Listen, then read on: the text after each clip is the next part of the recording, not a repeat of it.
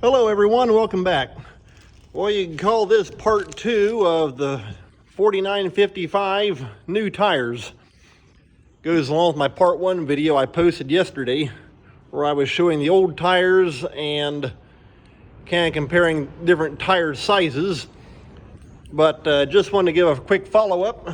As you can see, we got new tires on this big guy all the way across.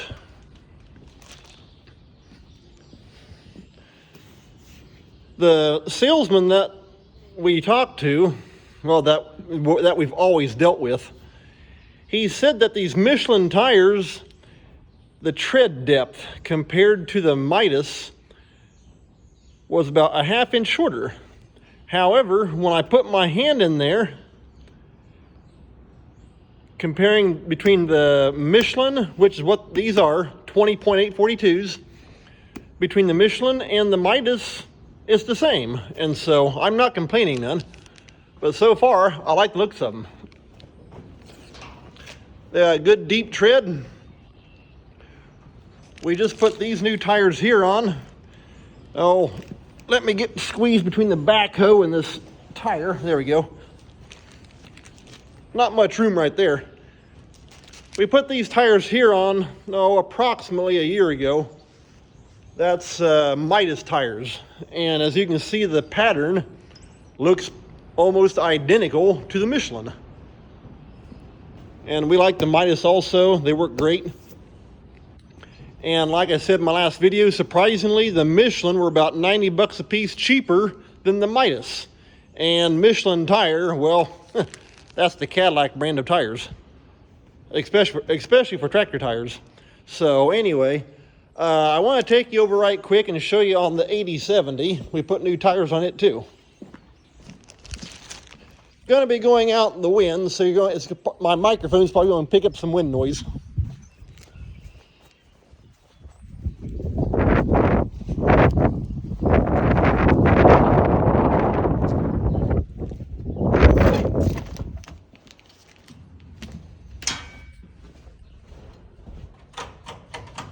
I guess it would help if I turned the lights on. But yesterday, we had the guy come out and we put new inside tires on this 8070, 20.838s. And what we did, these tires here were on the inside because we put these on the tractor when we got it back in 2005, if I remember right. And the old dual tires, they looked original. And so they were getting down probably about 25% tread depth left on them. And so those went off. These old insides got moved out to the dual, and the new Midas got put here on the inside. Nice tire. And as you can see, right there is your tread depth. And like I say, it's the same as the Michelin. And there's that dual. A little dirty from being out rolling around in the mud, but no big deal there.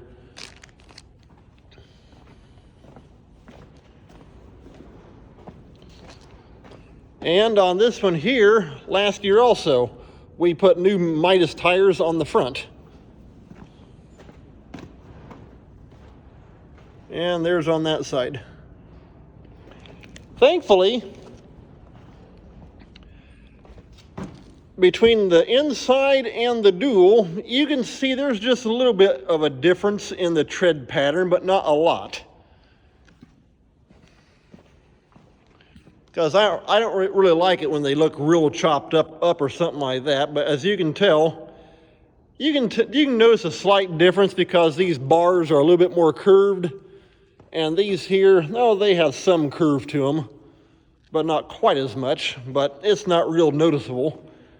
And so, yeah, that's the new tires on that. And another thing I'll show you right quick. In fact, these tires here are the old tires off of the 4955. I've had a guy from, I think it's northern Illinois, contact me. I put these up for sale.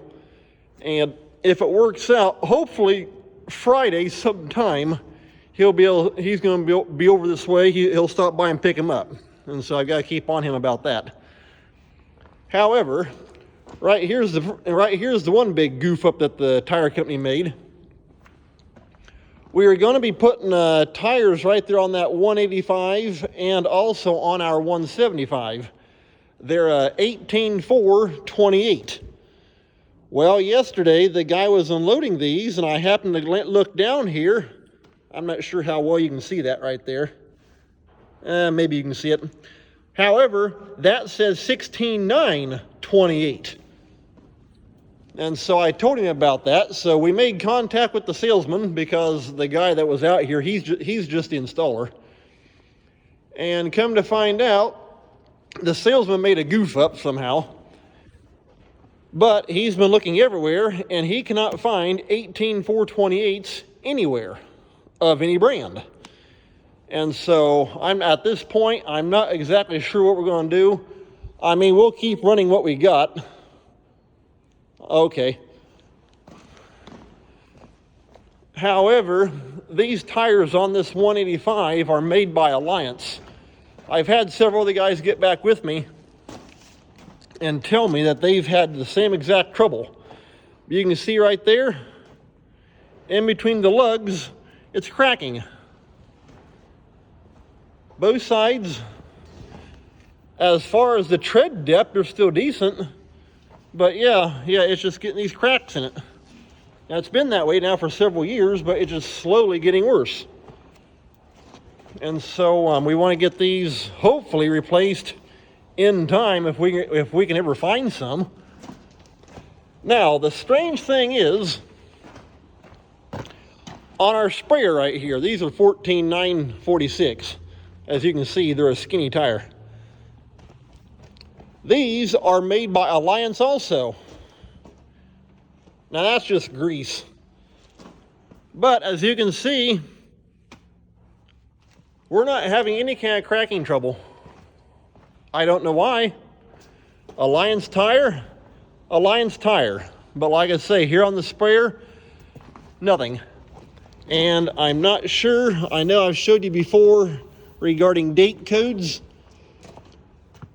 I was just going to see if I might be able to find a date code on this. But so far I'm not. Well, take that back. Right there's a date code that says 1912. If that's the date code, I'm suspecting that it probably is. That means the tire was manufactured in the 19th week of 2012. We actually bought this sprayer. It's an old commercial sprayer, and so it's definitely seen its use by the old chemical company.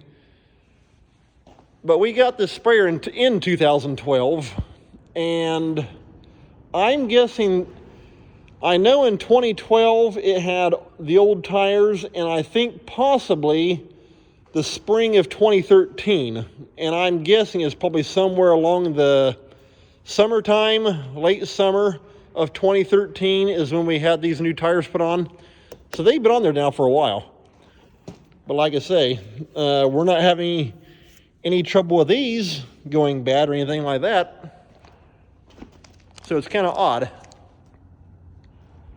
But anyway, that's the tires. That's the 8070. Oh yeah, I will elaborate just a little bit.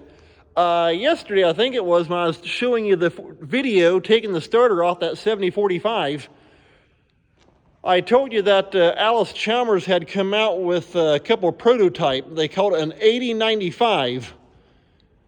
And there are actually 3 of them that they, well, take that back. I think just from what I heard, they actually produced 4. Because they were set for production year of 1986. Well, Allis-Chalmers sold out to Deutz Allis at the end of 1985. And however, the prototypes, the 4th one, I'm not sure, it might have actually got scrapped. The 3rd one, I've been told, is in a private collection, and it actually got converted back to an 8070.